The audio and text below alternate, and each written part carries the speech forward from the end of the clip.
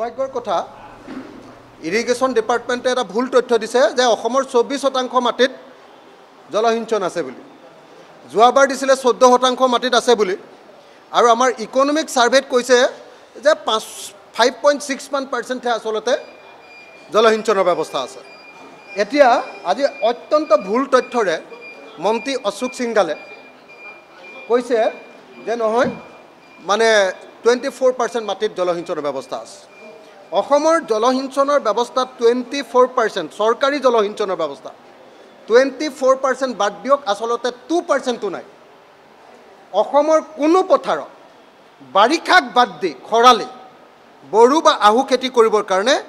এক টোপাল পানী দিবৰ কাৰণে এই জলসিঞ্চন বিভাগ সক্ষম নহয় আজি মন্ত্ৰী অশোক সিংগালে এটা প্ৰশ্নৰো উত্তৰ দিব পৰা নাই তেওঁ কপি আছে বিধানসভাত আজি এটা প্ৰশ্নৰো উত্তৰ দিব পৰা নাই আৰু প্ৰশ্নৰ উত্তৰ দিবলৈ গৈ তেওঁ অকল মুখ্যমন্ত্ৰীক ধন্যবাদ দিয়া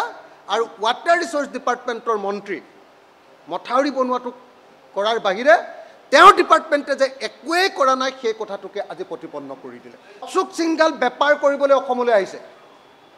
অশোক সিংগালে কন্ট্ৰাক্ট কৰিবলৈ অসমলৈ আহিছে তেওঁ অসমৰ মাটি পানীৰ লগত কোনো সম্পৰ্ক নাই এই মানুহজনক জলসিঞ্চনৰ মন্ত্ৰী পতাটো অৰ্থহীন আৰু সেই কাৰণে মই বিধানসভাতে আজি দাবী উত্থাপন কৰিছো যে অশোক সিংগালক জলসিঞ্চন মন্ত্ৰীৰ পৰা বৰখাস্ত কৰিব লাগে আঁতৰাই দিব লাগে আৰু অসমৰ মাটিৰ লগত সম্পৰ্ক থকা মানুহ এজনক জলসিঞ্চন মন্ত্ৰী পাতিব লাগে।